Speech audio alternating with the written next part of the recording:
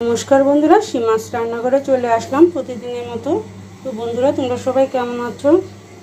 তো আজকে রাতে রান্না করতেছি এই যে কুমড় আর হচ্ছে ডাঁটা আর ছোট ছোট আলু। এই যে ছোট ছোট আলু, এগুলা দিয়ে আমি চিংড়ি মাছ দিয়ে রান্না করব। ছোট ছোট চিংড়ি, দেশি চিংড়িগুলো নদীর। আর হচ্ছে এই যে পেঁয়াজগুলো কেটে নিলাম, এগুলো দিয়ে ভুনা করব চিংড়ি মাছের। এই কটা দিয়ে ভুনা করব। তো চিংড়ি মাছটা আমি বসিয়ে দেবো এখন। আগে কুমড় দিয়ে রান্না করবো, এটা বসাবো।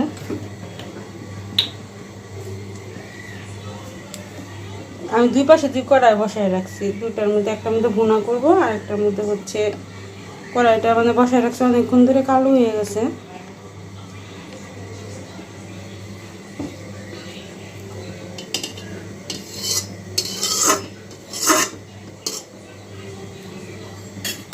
তো তেলটা দিয়ে দিলাম।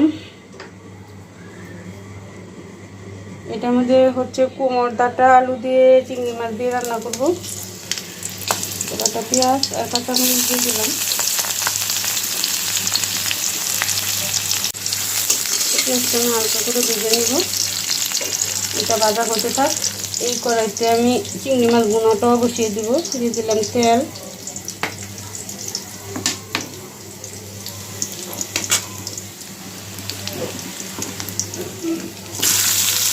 পেঁয়াজ আর কাঁচামরিচ দিয়ে দিলাম। এটা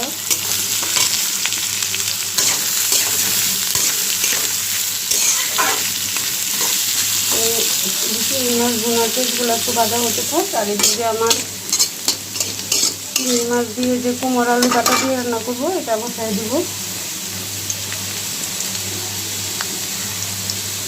তেজপাতা, আদা বাটা,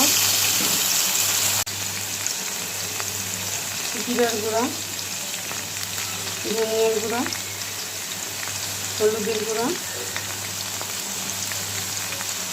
মরিচের গুঁড়া, লবণটা দিয়ে দিলাম।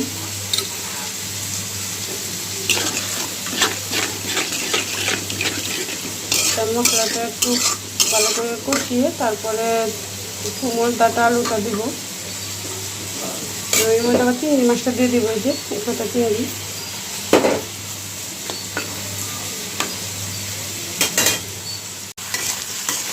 আর একটা একটু হালকা করে ভেজে নেব চিংড়ি মাছগুলো।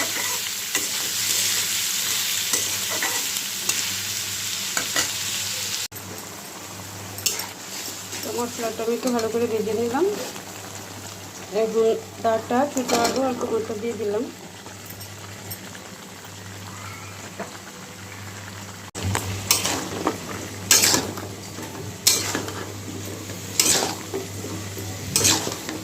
তো কুমড়ের মধ্যে আমি আর জল দিব না, এই যতটুকু জল ছিল এই জলটা দিয়ে ভালো করে কষিয়ে রান্না করে নেব।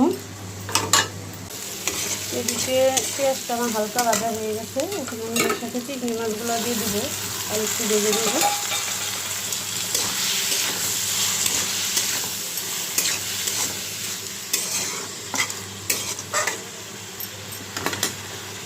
তো চিংড়ি মাছটা পেঁয়াজটা আমার ভাজা হয়ে গেছে, এখন মশলা দিয়ে দেব।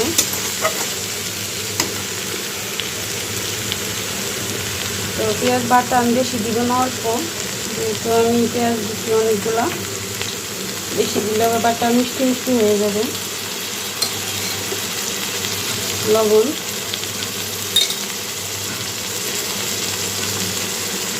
মরিচের গুঁড়ো,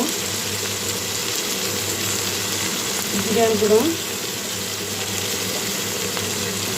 হলুদের গুঁড়ো।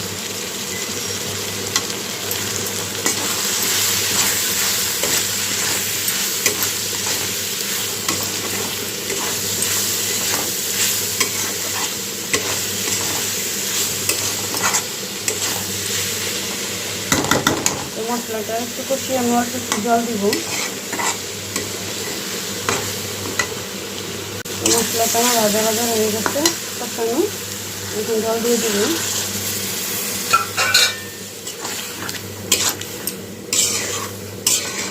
পেঁয়াজটা সিদ্ধ হওয়ার জন্য একটু জল দিলাম। তো সিদ্ধ হতে থাক।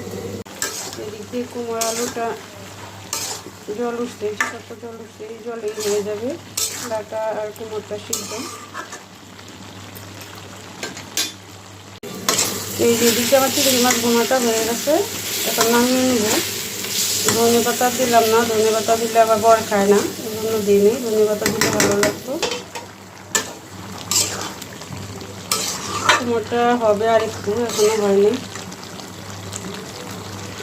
কুমড় সিদ্ধ হয়ে গেছে, ডাঁটা সিদ্ধ হয় না, জলটা আর একটু শুকাবো। তো চিংড়ি মাছটা হয়ে গেছে কুমড় ডাঁটা আলু দিয়ে, এখন নামিয়ে নিব। বন্ধুরা এই যে হয়ে গেল চিংড়ি মাছ দিয়ে কুমড় ডাঁটা ছোটো আলু দিয়ে রান্না করলাম, আর হচ্ছে এই যে চিংড়ি মাছের ভুনা। তো বন্ধুরা আজকে রান্নাটা আমার কেমন হয়েছে কমেন্ট করে জানাবে, আর একটি লাইক দিবে, সাবস্ক্রাইব করে পাশে থাকবে। নমস্কার।